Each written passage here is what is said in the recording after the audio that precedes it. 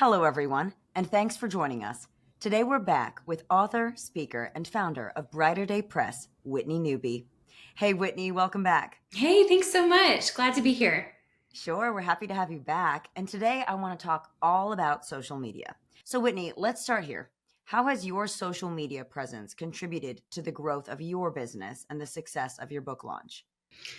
Oh my goodness, it's been huge. And, it's hard not to put all of my eggs in one basket of Instagram because that has been my primary audience, but to also grow our email list, that's been a big deal. And also a little bit on Facebook and Pinterest as well. But really, that is where, especially Instagram, is where I've connected with people that are like minded. I've also gotten so much inspiration for what I write and what I published because I know the needs that are out there because I'm connecting with these women. And so it has definitely played a major, major role in the success of our business and my book. Yeah. Now, what types of content do you find most effective in engaging with your audience, especially busy moms and homeschoolers? Yeah. I always try to focus on something that is adding value. So I'm not just sharing about my life and, oh, here are my kids. But if I'm sharing about my kids, it's something, or about our homeschool, something that's really practical that could be applied in not only another person's homeschool, but just in their motherhood. And so whether it's, recipes I found or just a daily rhythm that has worked for me or things like that. So whether it's a post or a reel or a story or something, just always keeping in the forefront of my mind that I want to serve these women with my content and not just make it all about growing an audience, but how am I really serving these women? Yeah, I think that's great. I just think there's so much value in that. And at the same time, you're being authentic, you're building your Hmm. brand, but you are providing value because you do care about your readers, your followers. They've become your friends. Yes. Now, on that note, how do you balance authenticity and promotion on platforms like Instagram without overwhelming your followers or watering down your own message? Yeah, that is so hard.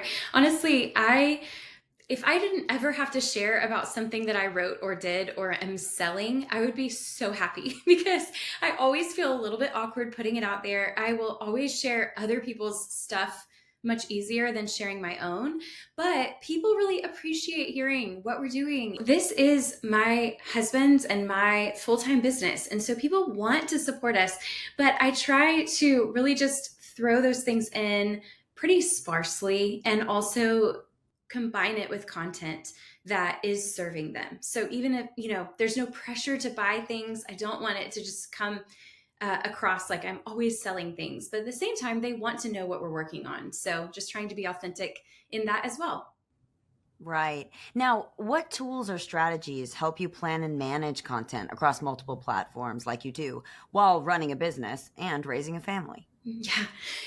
My secret weapon has really been other team members who are able to help me create a content calendar. And they basically say, obviously share what you want to share, but make sure you share these things this week. And that has been really helpful from the outside, looking in and seeing, okay, this is what people are asking for. This is the content they're wanting. And so kind of shaping it up that way. But I do schedule a lot of posts on just through Meta that go to Instagram and Facebook. So I'll maybe do 5 posts at one time and then just kind of forget about them and then schedule something in ManyChat as well if there's something that we need to interact with. So That's great. Yeah, yeah, Meta's great. yeah. Have you experienced any resistance or criticism on social media when sharing gospel-centered content? And how do you handle that graciously?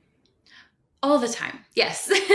All the time. I used to really be hurt by it, like personally offended, when someone wasn't aligned. And now I just say, I shared this out of obedience to the Lord. And if I feel weird about something that I shared and it's coming up against criticism, I may consider taking it down. But otherwise, I've just felt more bold in the last few months. Just, like if you don't want to follow along, it's totally fine. But I'm not always going to respond to that. And I'm also going to be myself. I'm going to be authentic to what I believe.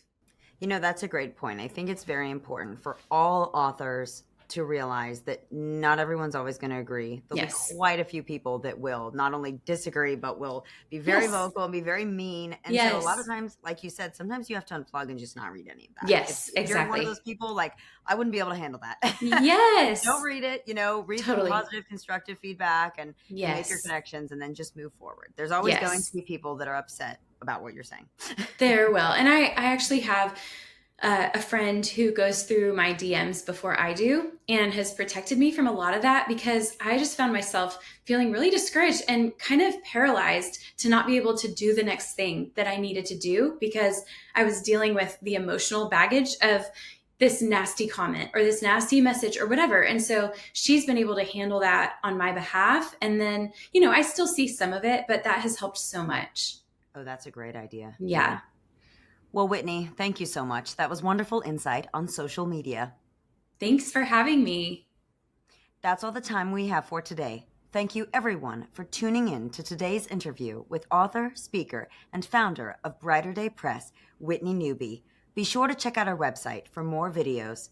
Wishing you a fulfilling and successful writing journey.